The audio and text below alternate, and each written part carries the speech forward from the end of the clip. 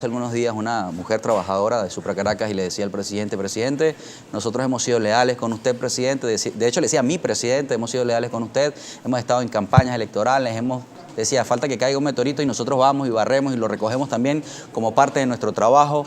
Escúchenos, presidente, no nos alcanza el sueldo y el instructivo ONAPRE, en algunos casos particulares, en el sector de educación o salud, ha habido manifestaciones incluso del sector chavista. ¿Cómo perciben ustedes esta autocrítica dentro del pueblo venezolano que se considera un chavista en estos casos, pero que exige al presidente una respuesta? ¿Tienen validez sus peticiones? ¿Son válidas? Cada opinión del pueblo venezolano y de sus componentes tiene una gran importancia para nosotros. Y esto yo lo quiero dejar bien claro. Cuando digo que son protestas pequeñas es para reflejar una situación política real. ¿Qué parte de los millones de venezolanos que se dedican a su trabajo cotidiano, a ganarse la vida, tiene ese tipo de opiniones para eso? Porque eso también hay que evaluarlo. ¿Tú quieres una marcha grande? Ve a Cumaná o lleven las cámaras a Cumaná hoy, durante el día. Ahí tendremos una marcha gigantesca en apoyo a la política del gobierno, así como hay voces críticas que seguramente muchas de ellas se fundamentan en el desconocimiento de algo que está ocurriendo, porque le van a reclamar al presidente Nicolás Maduro. Bueno, presidente, estamos viviendo en condiciones de rigurosidad material. Eso lo conocemos nosotros. Nosotros también venimos atravesando esa situación. Y eso no es por el gobierno. Y si por el gobierno fuese, los sueldos serían de 400, 500 y 600 dólares. Pero hay una realidad material que quizás algunas personas no entienden, no lo comprenden, no tienen el conocimiento. Y otros son víctimas de la manipulación, la enorme demagogia. No voy a aumentar los salarios a 400% ya. ¿Cómo lo vas a hacer? ¿De dónde vas a sacar los ingresos? ¿Cómo vas a distribuirte una riqueza y un ingreso que todavía no ha sido generado? Vamos a volver a esa situación. Mira, el pueblo entiende que la única fuerza política capaz de volver a los niveles de bienestar que fueron los mayores de toda nuestra historia, que tuvimos con el comandante Chávez, es el gobierno bolivariano y es la fuerza del chavismo. Y también entiende en su inmensa mayoría que esto es producto no de una crisis convencional o una decisión gubernamental, sino de un ataque externo. Y el martes vas a ver una gigantesca, esa sí, gigantesca movilización en Caracas en apoyo a la política del gobierno, porque todos estos temas económicos y sociales tienen una clara manifestación política que nosotros tenemos que atender. Precisamente por eso, por lo que tú planteabas anteriormente, la importancia que tiene la estabilidad política, no solamente para que se recuperen los salarios como ha ocurrido hasta el momento, de una manera incipiente y de una manera modesta, sino para que ese incremento se sostenga en el tiempo. Tiene que consolidarse el crecimiento de la economía. ¿Y con quién contamos nosotros? Con la inmensa mayoría de la masa de los trabajadores. Y a todos aquellos que están confundidos, nosotros lo vamos a abordar, les vamos a hablar, les vamos a explicar a qué obedece esta situación y quiénes son los responsables de esto y cómo vamos a salir de esta situación, como de hecho ya estamos haciendo. Diputado, hay comentarios de la audiencia hasta ahora, se nos va el tiempo. Nuestra compañera Francis Torrealba Naranjo, Francis Heymar, está lista para los comentarios. Gracias, Seir. Así es, diputado, tenemos mucha participación de la audiencia a esta hora. Agradecemos su respuesta lo más breve para leer la mayor cantidad de comentarios posible. Ramón Ramos, el líder, dice, ¿qué planes tiene la comisión que usted representa para impulsar la economía entre Colombia y Venezuela una vez que Petro ha asumido la presidencia de Colombia? ¿Van a reunirse con sus homólogos colombianos del Parlamento?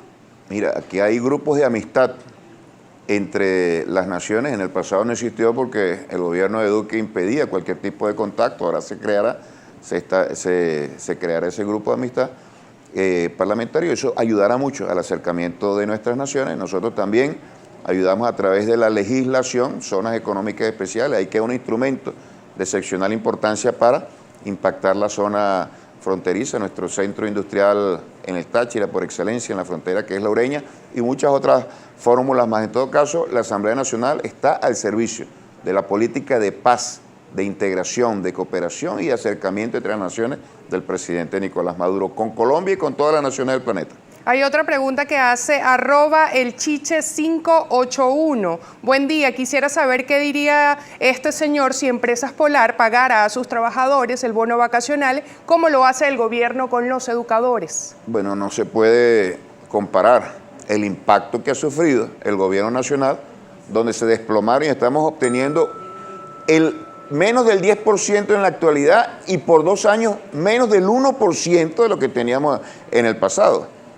No lo hicimos. ¿Por qué no lo hicimos? No teníamos esos ingresos y por lo tanto tampoco lo podíamos invertir en el bienestar de la población y de nuestros trabajadores, porque el gobierno de los Estados Unidos aplicó un conjunto de medidas que impedían que produciéramos, comercializáramos petróleo, vendiéramos petróleo, obtuviésemos esos ingresos. Nos han robado Citgo, nos han robado monómeros, tenemos más de 2.000 millones de dólares incautados en el Banco de Inglaterra, un acto de absoluta irresponsabilidad y arrogancia por parte de la corona británica. Tenemos más de 5.000 millones de dólares retenidos en el Fondo Monetario Internacional que nos corresponde a nosotros como venezolanos.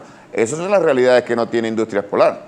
Que bueno, no solamente crece con la demanda que existe en el país, sino que creció a lo largo de décadas como un parásito chupando los recursos que generaba el Estado. Esa es la realidad, a través de CADIVI, a través de múltiples mecanismos de transferencia de recursos del Estado a esa empresa pública, de tal manera que esa comparación creo que no está al lugar. Diputado Francisco Medina hace la siguiente pregunta. El invitado viene frecuentemente. Por favor, pregúntele cada vez que venga por los avances de las zonas económicas y los resultados palpables. ¿Qué puede decir? Bueno, recientemente se promulgó la ley, ya estamos trabajando como Asamblea Nacional con los actores económicos e institucionales de esas zonas económicas especiales. Ya se están dando los primeros resultados, una gran armonía y encuentro nacional de cara a esa política, y hay elementos que no son tangibles desde el punto de vista material, pero que juegan un papel importante, como es el caso de la confianza, que es clave para que haya inversión y por lo tanto también crecimiento. Soplan vientos de crecimiento y de prosperidad en nuestro país y muchos de ellos vienen de las zonas económicas especiales. Juan Pirela PC pregunta, señor Faría, ¿por qué el gobierno que se dice obrero desconoce la Constitución y derechos laborales aplicando un instrumento injusto y pagando las vacaciones de forma contraria a la ley y a las contrataciones colectivas? Bueno, este gobierno no solamente se proclama, sino actúa cotidianamente como un gobierno en función de los grandes intereses de los trabajadores. Ningún otro gobierno le ha dado tanto bienestar a el pueblo trabajador como el gobierno chavista, desde que se desplegó la revolución bolivariana hace más de 20 años. Y como le estaba explicando, en este programa se ha producido un ataque internacional por razones geopolíticas brutal contra nuestro pueblo, que ha impactado dramáticamente la economía de nuestro país y por lo tanto las condiciones de vida de nuestro pueblo. Cuando un trabajador venezolano observa que su salario no alcanza, que los servicios públicos funcionan de manera irregular, que las condiciones materiales de vida se ha deteriorado, hay una responsabilidad esencial, fundamental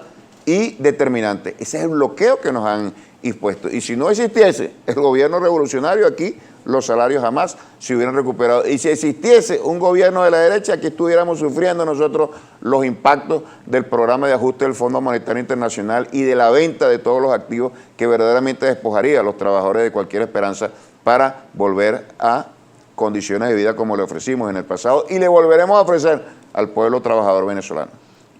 Diputado, hay varios comentarios en nuestra audiencia, muchos comentarios, pero voy a cerrar con este de Víctor Moreno. Dice: el diputado, al igual que los sindicalistas, minimizan el descontento y la miseria en la que sumieron a los trabajadores del sector público, estigmatizan a los trabajadores jubilados, pensionados que luchan por su derecho. ¿De qué recuperación habla? Y le preguntaría de qué manera usted, como líder social revolucionario, abogaría por la no criminalización de la protesta en los casos en que algún trabajador tenga alguna exigencia. Hemos visto algunas detenciones, particularmente en este tipo de situaciones. El Partido Comunista de Venezuela denunciaba que uno de sus líderes fue detenido en medio de una manifestación por funcionarios del SEBIN. Al mismo tiempo, el usuario Raúl García escribe que el señor Mario Silva había amenazado con lanzar a los rojos rojitos contra las protestas. Suponemos que son grupos de choque que en este tipo de situaciones a veces resultan enfrentándose. ¿De qué manera se puede evitar que la criminalización pueda llegar? Aquí no hay criminalización ni estigmatización. Aquí hubo una persecución brutal de la clase trabajadora y sus dirigentes en el pasado. Mi papá fue fundador del movimiento obrero petrolero en este país. Pasó preso más de 15 años por sus actuaciones políticas y sus actuaciones sindicales. Ahí sí había una situación de represión terrible. Aquí hubo más de 3.000 desaparecidos por protestar y por asumir una posición política. Desaparecidos, los liquidaban y los desaparecían. Gobernaban los que ahora están protestando en contra del gobierno y, por supuesto, están subordinados a la política de ataque del gobierno norteamericano contra nosotros. ¿Dónde está esa represión brutal a los trabajadores que yo a veces escucho de una manera insólita en algunos medios de comunicación? Cualquier protesta, te lo repito, por muy pequeña que sea, nosotros ni la minimizamos ni la ignoramos, los escuchamos, van los actores del gobierno a escucharlo. Hay una mesa de trabajo actualmente donde están sentados los sindicatos y el ministerio, o los ministerios que se ocupan del tema de salud, del tema de educación y el tema laboral, precisamente para atender estos problemas. Nosotros no tenemos absolutamente ningún problema en hablar públicamente esta situación, porque tenemos una moral muy elevada. Hemos defendido a los trabajadores y seguiremos defendiendo. La única esperanza, te lo repito, la única esperanza que tienen los trabajadores de llegar nuevamente a condiciones de vida que dignifiquen las esperanzas y las reivindicaciones de los trabajadores, se le ofrece el chavismo. Eso está demostrado en la historia. En la historia nunca antes hubo tanto bienestar como con un gobierno revolucionario. Y los que han destruido la economía con el cálculo preciso de crear una situación de zozobra en el pueblo para provocar una insurrección que pudiera sacar y provocar el derrocamiento del presidente Nicolás Maduro, esos jamás van a gobernar por el pueblo. ¿Tú sabes por qué? ¿Tú sabes por qué? Porque sienten un desprecio absoluto por los trabajadores a los cuales los someten a esta situación. Los que quieran manifestar, que manifiesten. Aquí habrá grandes manifestaciones. Esta semana será grandes, gigantescas manifestaciones rojas, revolucionarias, bolivarianas, populares, proletarias, de los trabajadores, en función de respaldo a su gobierno. ¿Y condena a quién?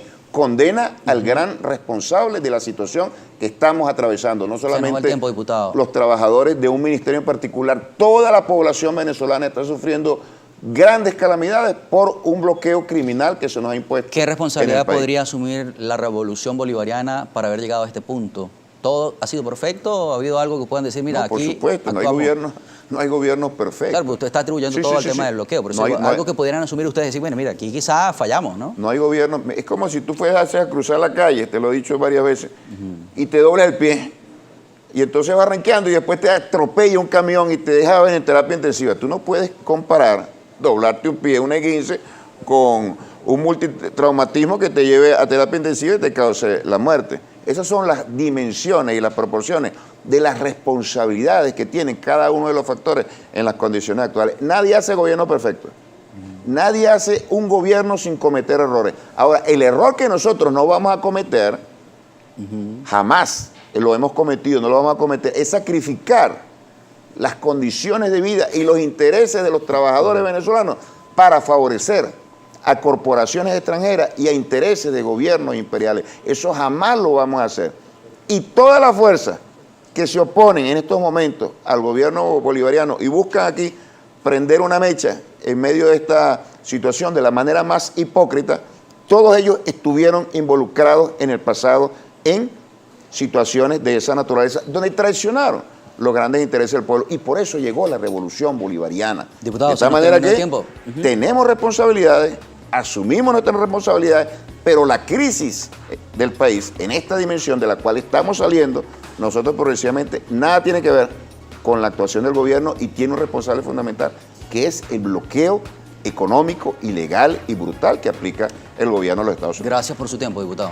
Muchas gracias a ustedes. Termina la entrevista con el diputado Jesús Farías, diputado de la Asamblea Nacional. Hablamos del tema económico, principalmente por ser economista y sus responsabilidades dentro del Parlamento. Nos pasamos algunos minutos, unos cuantos, 13 minutos después de las 8 de la mañana. 13 Finaliza minutos, aquí. no me van a invitar más nunca. Diputado, siempre que viene dice que no lo vamos a invitar más nunca y lo volvemos a invitar. No, pero lo digo Aquí en términos sarcásticos, de broma. Siempre nos pasamos. Puede venir cuando quiera, diputado. Gracias, hermano. Gracias porque es su derecho. Gracias por la bondad en el tiempo.